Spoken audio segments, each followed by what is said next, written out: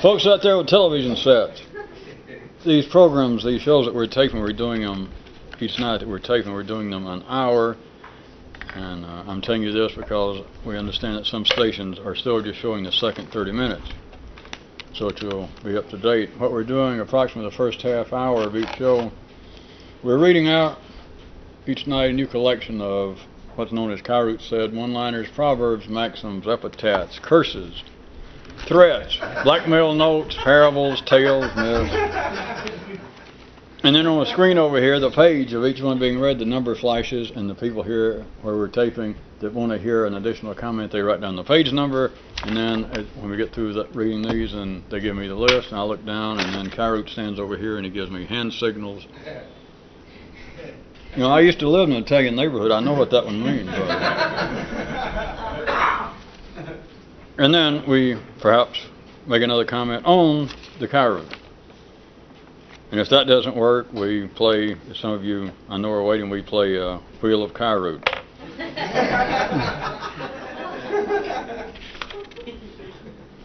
Here we go. Are you ready? He be ready. And Kyroots said, verbal memory is man's unique secondary contribution to the need for continuity in the primary.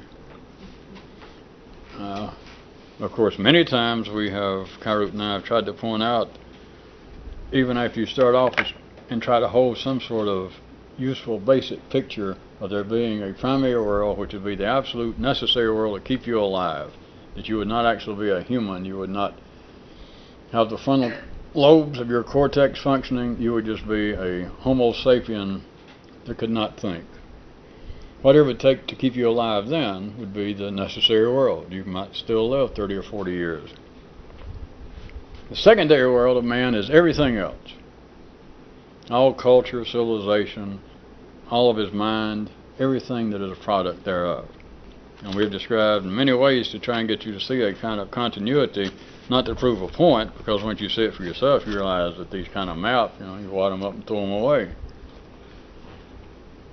But it is at the heart of all the so-called questions and debates that people have, from religion to philosophy to morality to why is the world going to hell, which, assuming looking, most of you that got TVs, you're over 30, so you think the world's going to hell anyway. I mean, it's not a question, and a bunch of you I can tell out there, I know you're sitting in the dark, but some of you well over 40 and approaching 50, in your case, it's not a question of, is life going to hell? But at any rate, this is not to prove a point, the reason Kyle keeps bringing it up, but when you begin to see that, in one sense, it is the answer to it all. It's not the answer that people out there want, because they don't want an answer. The mind is not made to want an answer. The secondary world doesn't want an answer, which is what this is about. Verbal memory is man's unique secondary contribution to the need for continuity in the primary. In the primary world, amongst other characteristics that we could put on the primary world, would be continuity. Without continuity, the primary world, forget it. The primary world could not be looked at as a film strip. It cannot be looked at as a cartoon drawn in panels. Now, the secondary world does, the man's mind does something else to it, but the primary world, if it's anything, is continuity. And I could start describing it in geological terms. Look at the life of the planet. The ordinary mind doesn't want to. It wants to cut it up immediately as it's supposed to. Is where you get ideas that we're killing the planet, for instance. Continuity. One damn thing following another. Not the secondary definition of history. Continuity is the primary world. And as I was going to say before I started these almost unbearable hand gestures, you don't have to look just out there. You can where? Look in here. Because in here, what is the name of the primary world? Forget your brain now. The world of digestion. All of the human biological systems is continuity. Food goes in, stuff comes out. You breathe in, you breathe out. You exert, you sweat. It is continuity. When you stop being a subject, when you stop being a player in the great game of continuity, you undergo what could be, I think, safely referred to as a dramatic shift in your state. You die. Continuity is the primary world. And Kyroots said, verbal memory. Now the primary world's got a memory. Your body's got a memory. How can I make these entertaining and enlightening gestures? Because to be truthful with you, because I'm sure you already know the secret, you can do things like this without thinking about it. The back of your head can itch, and you can do this without thinking about it. And some of you I know are even more physically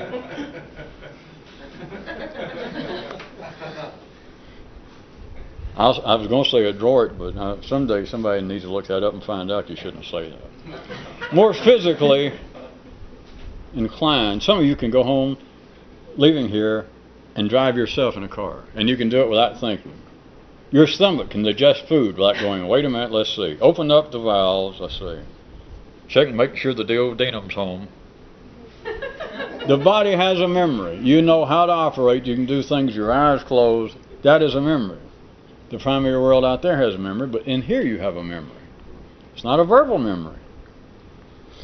Back to this, and Kyroots said, verbal memory is man's unique secondary contribution to the need for continuity in the primary. Now, were it not for memory, and in many ways those of you that have been watching this knows that Kyroots writes those stories oftentimes sound like slams against ordinary memory. And oftentimes they don't even sound like that they might be slams. Just such things as pointing out that to a revolutionist the only good memory is a dead memory.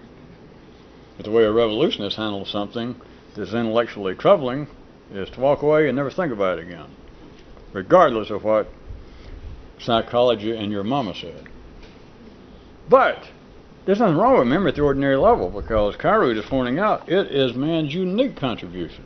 What it does, verbal memory, is forget the things that would appear to be, from a revolutionist view, correctly so, would appear to be troublesome, such as worrying about that you're still mad because your father got drunk and fell down head first in your birthday cake when you were 6 years old.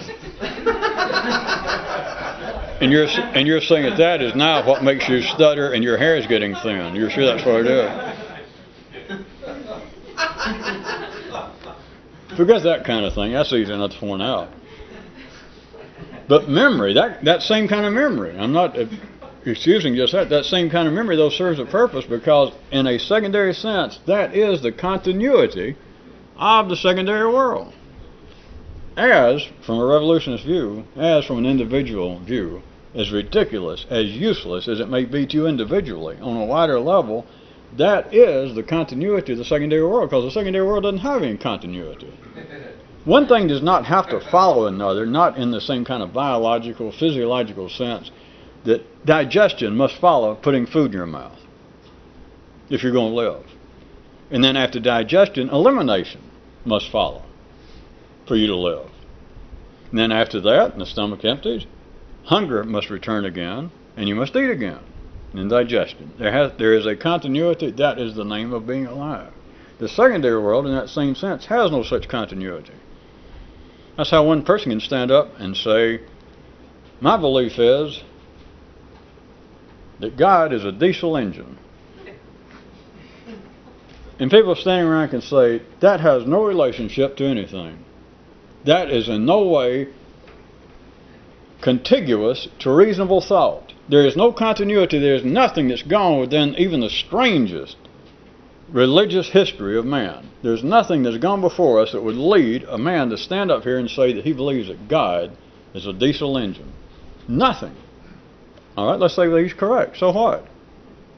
The guy that said it didn't die, which if you interfered with the continuity of eating, you'll die. You understand? You can do something ridiculous. I'm just trying to get you to see that's not the way the operation works out. The way it works out, there appears to be continuity. So I was talking about last time, that there appears to be, that people dig up old ideas, they revive them. It is not great change take place. It seems to be a constant, continual, gradual shift and movement and growth in the secondary world. There seems to be continuity, right? Yeah, there does. But how? Is it necessary? Is it death-defying?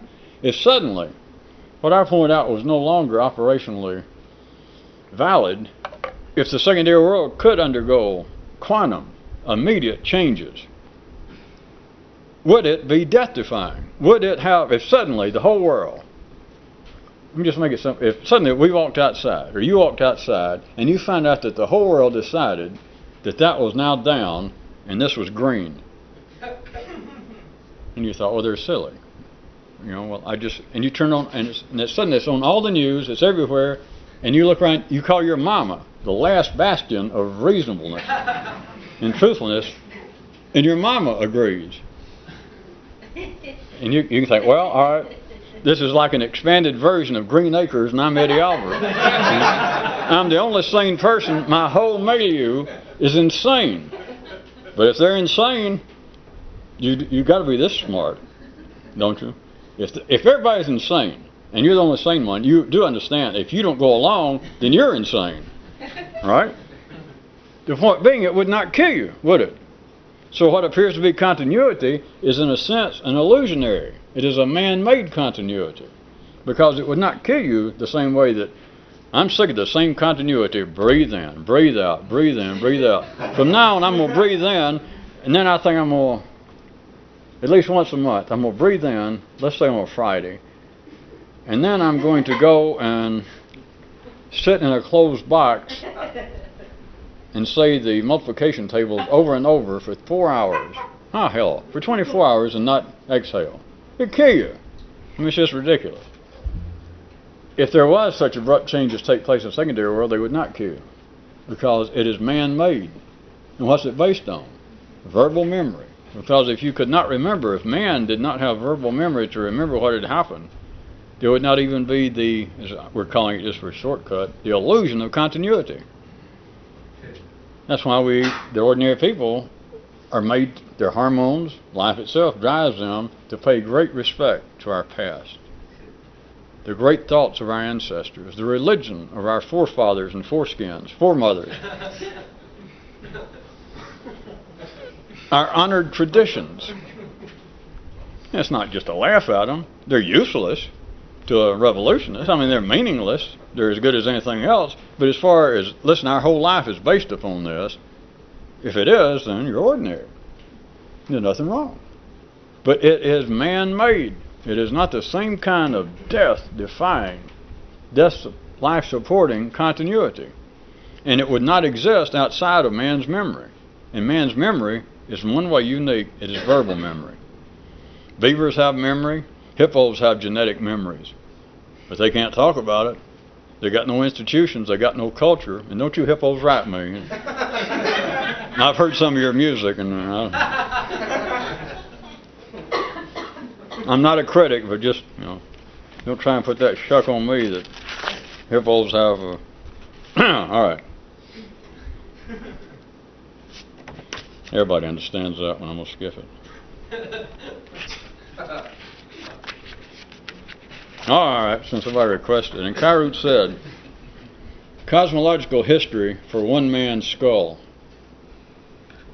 The first one in the closet can say, hey, where is everybody? And suddenly, by God, they're all there. You might see that if you want to see any continuity. Okay, the illusion of continuity. He wanted me to be truthful in our advertising.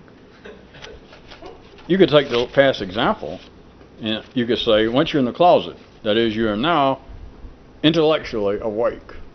You're fired up, and you realize, I'm alive. There is an equation, I plus not I, and everything that's not I is the closet. The finite universe. First one in the closet, that is your first thought, can say, hey, where is everyone? Or you say, hey, where is my history? And as soon as you say it, hey, where is everything? And suddenly, by God, they're all there. Where is my background? Where is my genetic history? Where is the history of people like me? And as soon as you say it, what happens? By God, there it is. Well, as that great philosopher used to say, Arnold the Pig, by God, is that right or what? Well, I know that's not an exact quote, but it was something like that.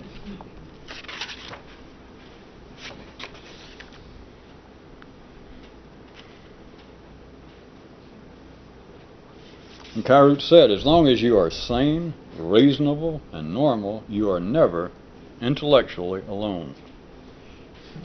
There's another part to it, but that part. Talk about your obvious statement. Did anybody want to talk about an obvious statement? You can't be intellectually alone. You couldn't be intellectual. I mean, if this aren't true, you could have original thoughts. And you know that's not so. Well, of course you got your choice. You could say, well, it is, so I've had them. Of course, nobody here, I'll assume, would say that. Some of you out there watching could say that. Then again, I can say, I got no idea why you're watching this. If you are, as long as you're sane, reasonable, and normal, you are never intellectually alone. You can't be. You don't know what to think next.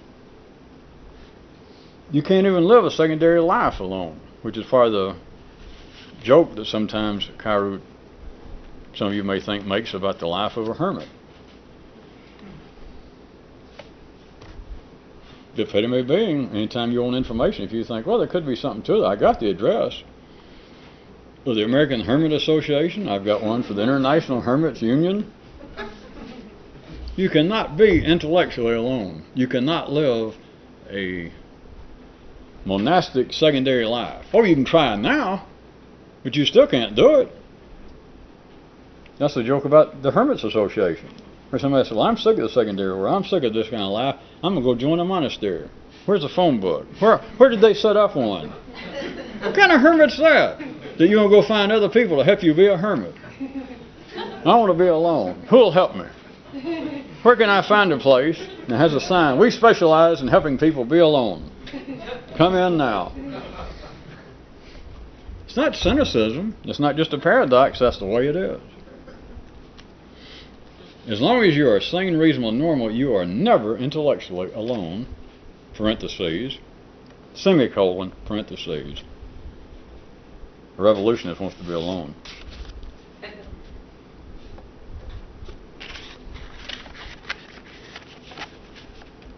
Well, they knew that part didn't need a comment. Well, they understood that.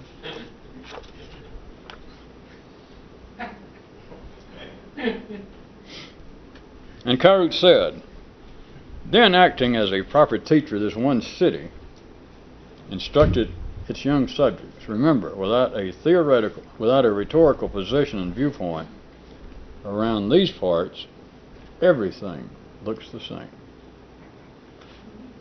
It would not be the secondary world were it not for rhetorical viewpoints. Were there not a reality, remember the definition, no matter who you are, the definition is my word against theirs. That, in a broad sense, is synonymous with a rhetorical viewpoint. Because if it were not for each person having a viewpoint, this city, you people at home can figure out symbolically what that represents, can't you? A civilized, up-to-date city pointed out, everything would look the same. The secondary world would be flatland. It would have no pulse. It would have no heartbeat. Have no brain waves. It would be heaven. It would be utopia. The Elysian fields. Surely not Valhalla. We don't have enough people that want to take the idea of an afterlife that far. Not me. You mean I gotta die and then go to the good place, and the good place is worse than this? No. Which may account for the popularity of Norse mythology in these days and times. At any rate, the ideas of heaven is where there is no conflicting viewpoints. That is, the good guys have won. That's just what religion says. The gods have won, the decent folk have won. The Republicans have won. But all it's saying is there are no longer any viewpoints, because there is only one good viewpoint, Allahs, gods, the forces of goodness. And of course they're pointing in the wrong place. They would have got and find the one that's, you don't have to look for the center of the universe. It's known as BH. Boot Hill. That's where everything looks the same. If you don't believe it, wake up a dead man. And he'll never say, God, boy, I've never seen anything this complex.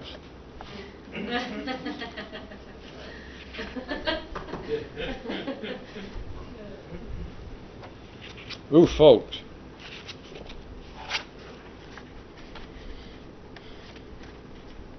Spin the wheel, Vanna, real fast. Here we go. One guy's wrap-up was this, quote, "It's hard to be happy unless you're civilized, and then it's too late." That's what he said. But right behind that, how about this? Here's another guy, and his most recent view of this is he says being alive is just a theory.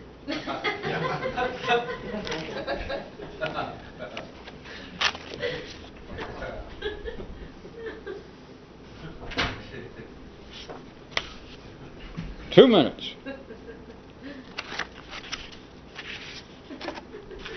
Surprising how much you can't say in 2 minutes.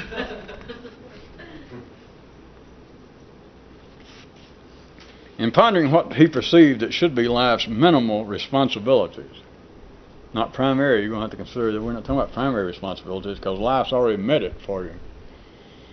You got to be superordinary to think that life has not met its primary responsibilities to you, because Kyroots already pointed that out. You're born with everything you need. After that, it's a question of upkeep.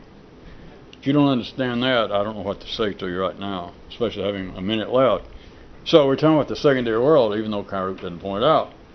In pondering what he perceived should be life's minimal responsibilities to people in the secondary world, one guy thought to himself, that which frightens away the children should also be that which brings them back. Think about it. I'm going to have to give you a quick, easy version, crude version. Think about religions of all sorts. You don't have to pick out a sect. But in all religions, you got force of good and force of evil.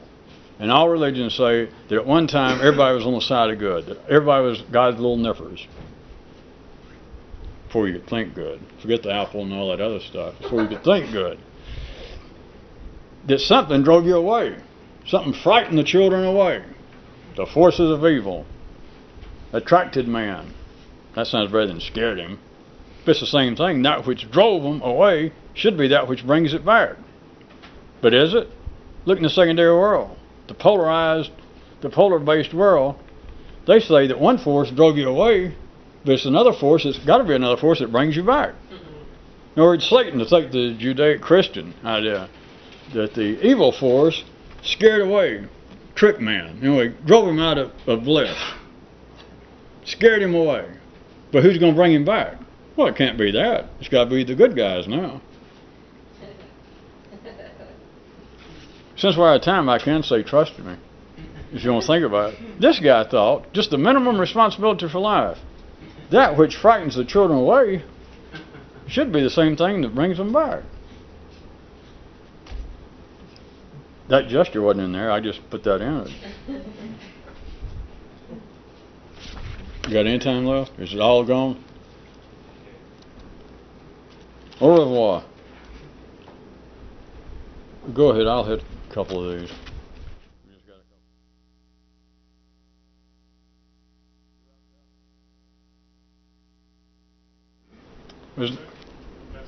Yeah. You okay? I'm just going ahead and hit a couple of these off tape.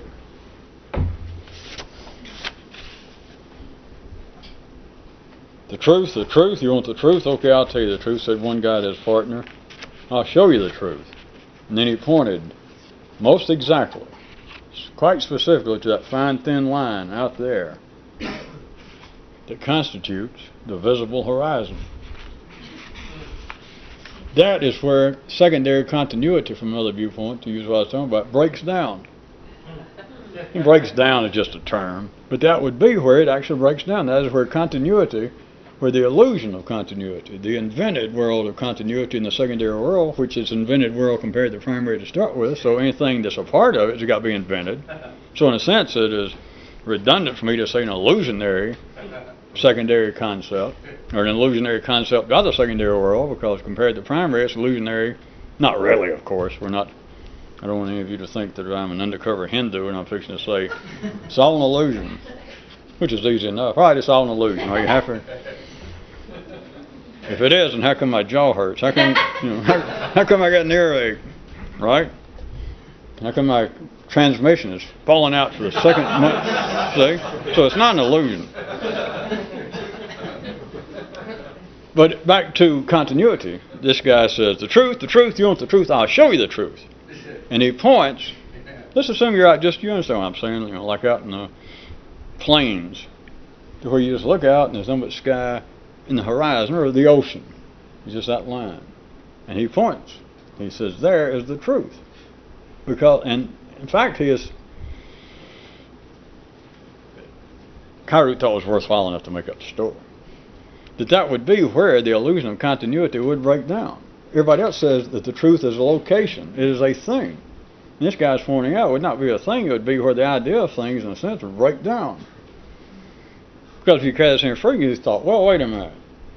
If I took that at its strongest, most possibly pregnant, symbolic sense, and that the horizon was the truth. All right, now if I start going out toward that horizon, I'll eventually get there. If somebody could drive a stake, based, you got to take, how this goes, the curvature of the earth and relationships, etc. But if somebody drove a stake, at eye level to me now, and that's where the horizon is, right? Let's assume it's 7 miles away. So you walk the 7 miles to get to where the horizon was when you asked the question, right? Of course, when you get there, it's no longer the horizon. Everybody knows that, because there you stand. That was what you saw as the horizon an hour ago. And so now you look at the horizon somewhere else. So you could take the story and you think, well, what does that say?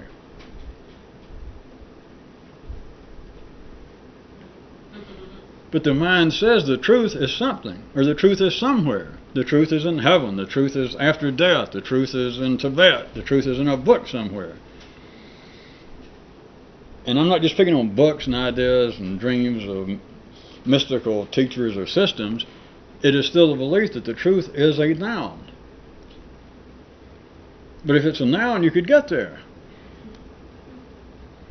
The truth is part of the secondary continuity. And this guy points out